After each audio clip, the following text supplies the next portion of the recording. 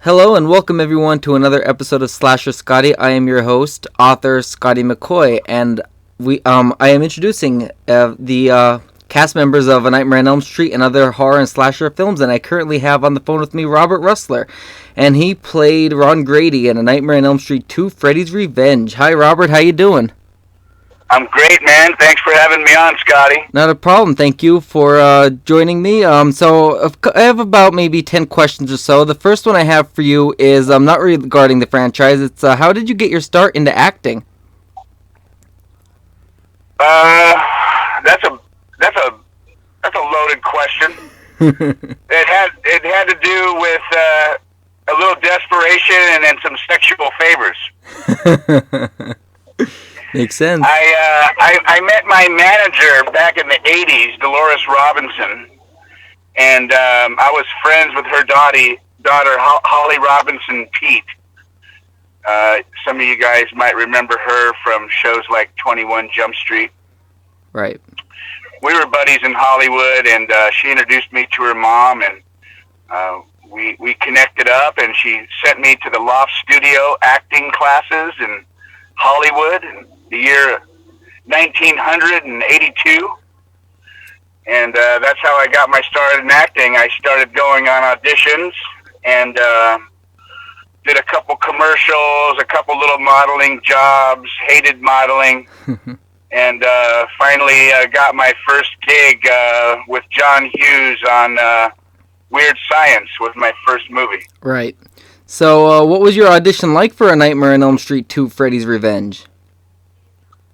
It was actually pretty fun. You know, I went in there and I had read the script. The last day of shooting Weird Science, Robert Downey Jr. gave me a ride to my audition for A Nightmare on Elm Street 2 because I still didn't have a car.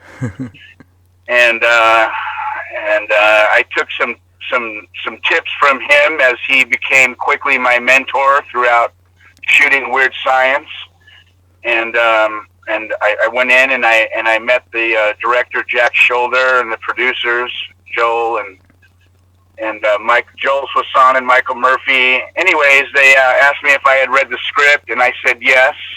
And they asked me if I had any questions, and I said, well, honestly, I just have one comment. I just don't really think that, you know, people my age, and especially my friends, we don't really talk like this. And they said, well, what do you mean? And I said, well, we don't really use vulgarity unless there's a sense of humor to it, you know? Right. And I just think that it would be cool if we kind of got some more original kind of dialogue in here. And they said, well, give us an example. And I opened the script and it said, are you effing her nightly or what? And I said, I guess they said, how would you say that? And I said, I don't know, are you mounting her nightly or what, bro? And I gave him a few more examples. The one was F you a-hole. I read that, and they said, what would you say there? And I said, I don't know, get off my hood, dude. And they said, you know what? We like it. Perfect. You're hired. We want you to read with this kid. He's outside. Go see the blonde guy out there. His name is Mark Patton. Go introduce yourself, and we want you to read together. And so I did, and I went out and I met Mark, and we rehearsed for about 10 minutes and went back in and both got hired on the spot. That's awesome. That is so awesome. I really didn't have an idea at that point that I was going to be embarking on the gayest horror film ever made. So I actually have a question regarding that coming up. I remember I even watched the the Never Sleep Again documentary, and I mean, when you watch the film, like you would never like.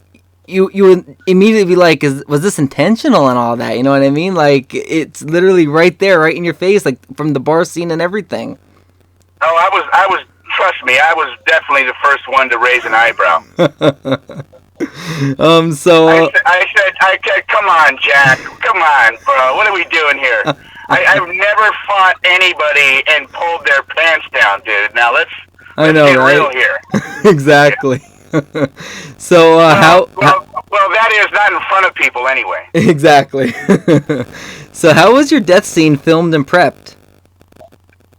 Well, the funny thing about it is that we actually had a much more involved gag prepared for my death scene.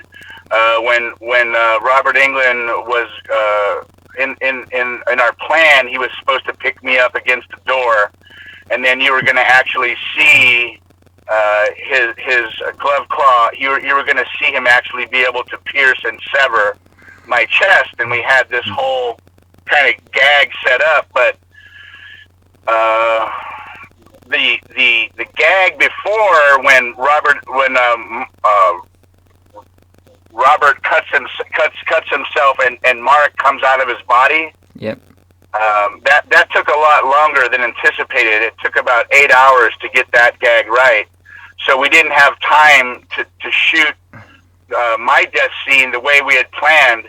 And that's why if you watch the movie, when Freddy does kill me, it's a shot from the other side of the door where the claws come through the door. Right. Instead of what we had originally planned, which was, yes, right through the old sternum. Yeah. Yep, exactly. What was the best part about filming A Nightmare on Elm Street 2, and what was the worst?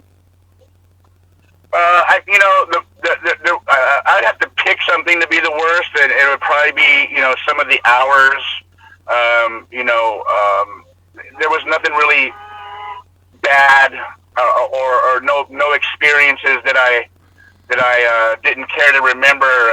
Shooting the movie was, right. It was awesome, man. It was a dream come true. I had a blast. I was young and a trooper and raring to go, but some of the hours got a little long.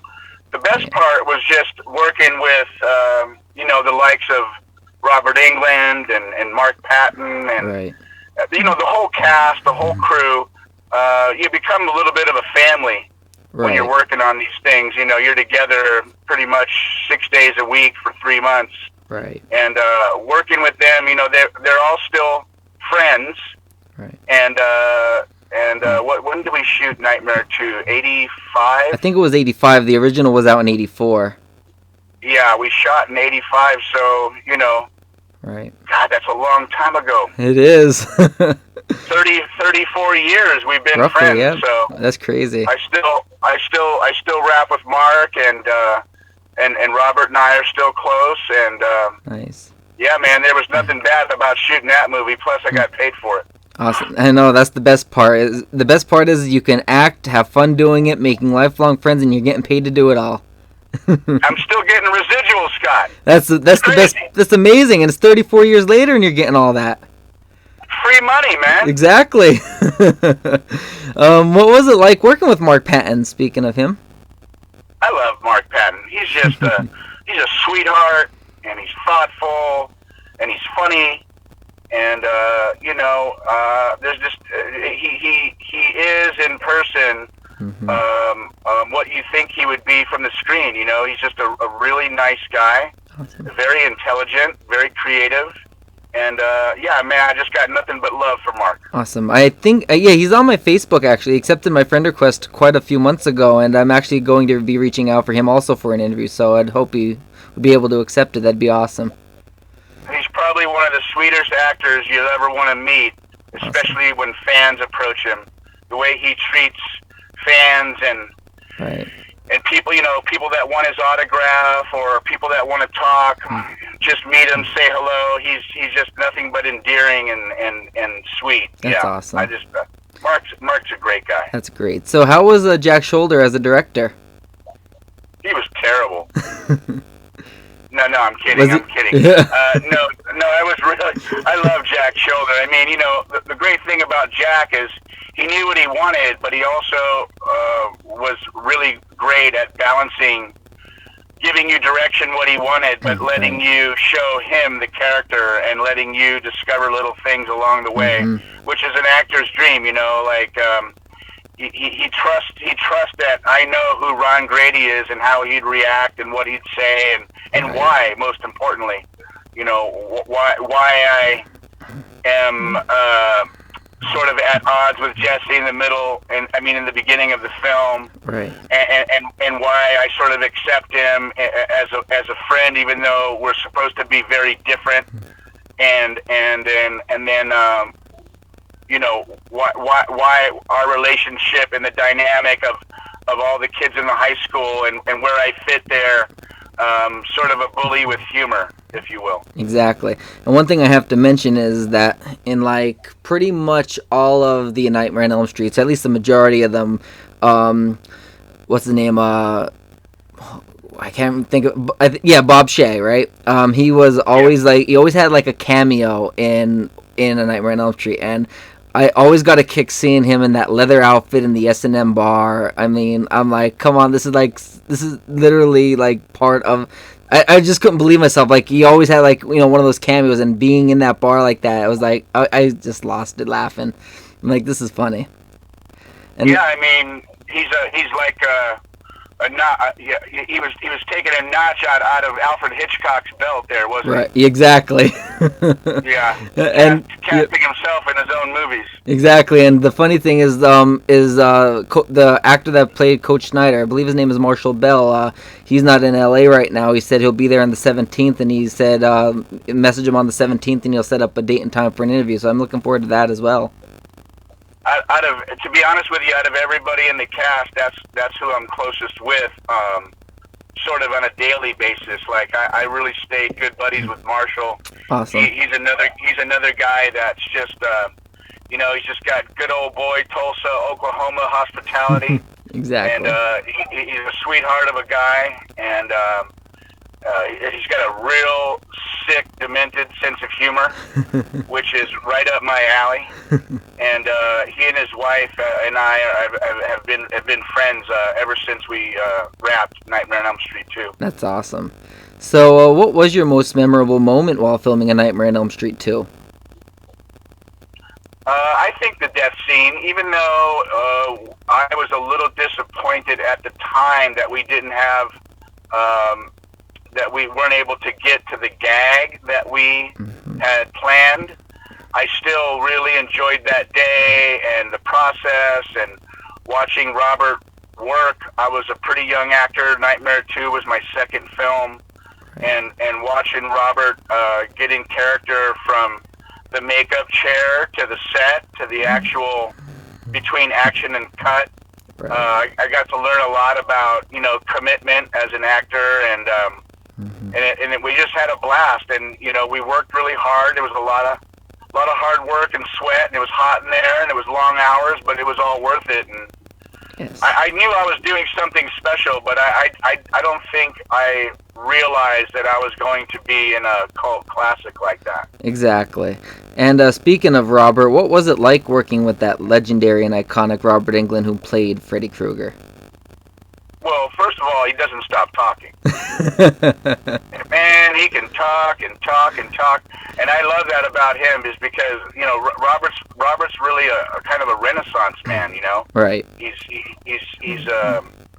very cultured and very up on current events, and he's very just really, he's got a keen intellect. He's got a sharp tongue, and he's also really engaging and endearing, and he cares in a conversation. I love that about him. Right.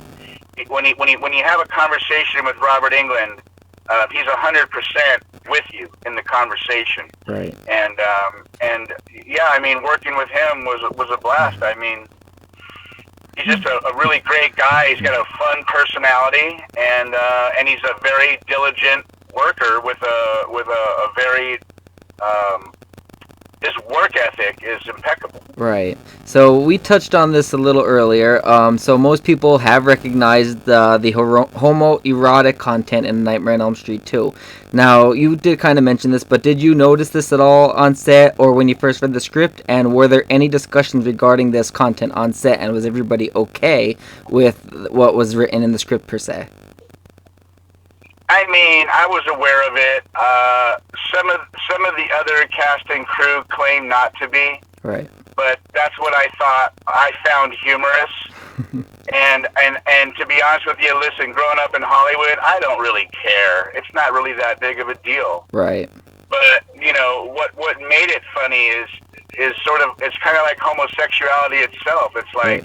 I accept everybody for their sexuality. I am a very like liberal thinker when it comes to gender and creed and religion, and like I'm all for it, right? Right. But it's when you hide it that makes it kind of funny, Right. Exactly. And I don't claim to understand what it's like to be in the closet. Right. It's got to be very difficult, but times have changed. Exactly. And it's a lot more accepted now socially, but then it wasn't so much. Exactly. And that's what sort of was in the conversation was, Mark, for one, who's openly gay, said that he had a very difficult time with the subject matter back then. And I don't claim to understand what he went through or what it was like for him, because I just didn't go through any of it. I didn't care. Right. But I'm 100% supportive. Exactly. And it doesn't change who he is as a person. But during the shooting, it was sort of funny because I kept making jokes that the movie was in the closet. Right. Exactly. And like they had all of the, I guess you could quote unquote call them Easter eggs, from the S&M bar with Coach Schneider and Bob Shea, who played the bartender, and just from that, and just alone Jesse doing when he was unpacking his bags in his room and he was doing that song to that like that dance to that song, and he used his butt to close the dresser drawer, and just all of it was like all lined up basically. All I gotta say is, hello. Yeah. Yeah. I mean, listen. I mean, we got so many laughs in the premiere when we went to the red carpet event, and the whole audience was cracking up at some of those scenes where the homoerotic overtones, undertones, whatever tones were so obvious. But that's, I think, what made it fun. Right. And I thought it was funny. I still love the movie. I still think it holds up. I think that Freddy also, it was some of his best, darkest work. Yeah. And some of like the pool scene and the scene with him and Jesse underneath the stairs when he says, "You got the body and I've got the brain." Yep. Those are still some of, not the, but some of the coolest moments. Because for me, it's all about 2 and 4. I love 2 and 4. Yep.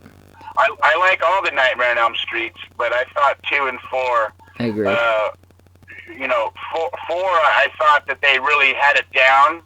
Right. And there was a bigger budget, and you could really see the production value, and I think they utilized it well, and I thought 4 was really great.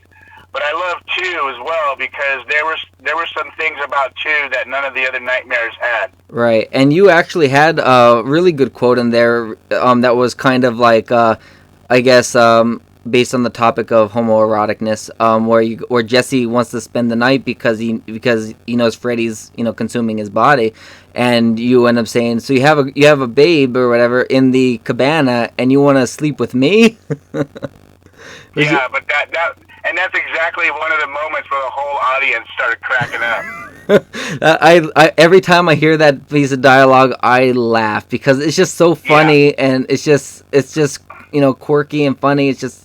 I just think it's the whole, like, I think that movie in and of itself, even with the humorous content in it, it's got Freddy's darkest side. Like, it's even, I think Freddy in this one is more darker than he was in the original.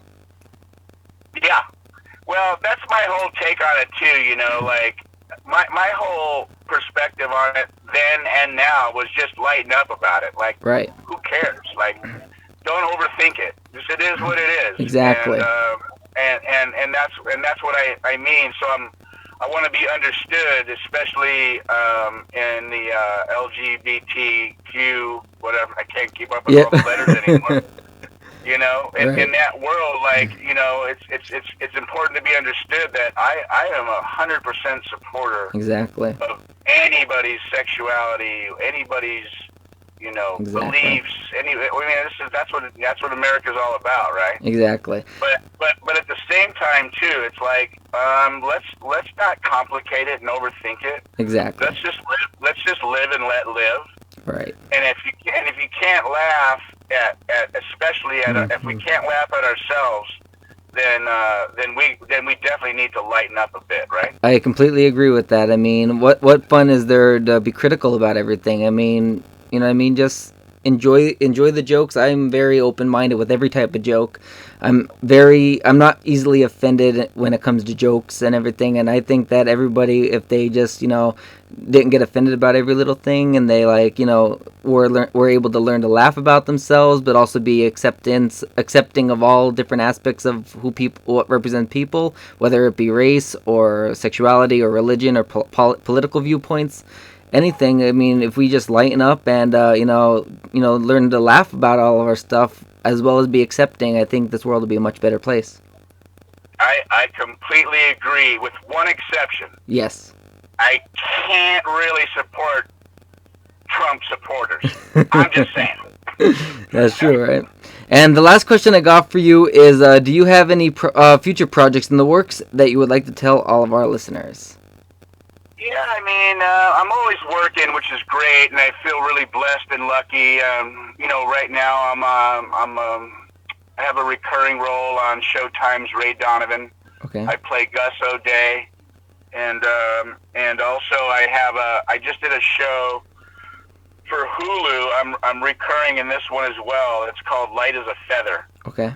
And you can see it now on Hulu. It's a really cool little young horror movie with a brilliant young cast, and I play the high school principal. Okay. And I'm really excited about it. Kelsey Grammer is the executive producer. Okay. And Awesomeness TV and Hulu together put together what I think is a really cool show. It reminds me a little bit of like Dawson's Creek meets I Know What You Did Last Summer. Oh, nice. That's nice. And with a little bit of Heather's thrown in there. It's a really nice little cast, and these young actors in the cast are very talented and terrific, and that's great. Yeah, I love playing the principal. Like, when did that happen? Oh my God. Exactly. Well, thank you so much. If anybody else wants to find out what Robert is up to outside of his projects he just mentioned, if you hear this podcast later on after all this and that, you can also go to his IMDb page. I'm sure that is updated frequently, and you can see what's if he has any other projects that gets booked or anything on there. Yeah, and feel free to follow me on Instagram at Robert Rusler. Sounds good. Thank you so much, Robert, for your time. My pleasure. Ron Grady lives. Out to the fans out there, horror fans. Horror fans rock. There's nobody more loyal in the world That's true. than horror fans. That is true. Thank you so much for your time, and you have an excellent night. Much love. All right. Thank you, man. Bye.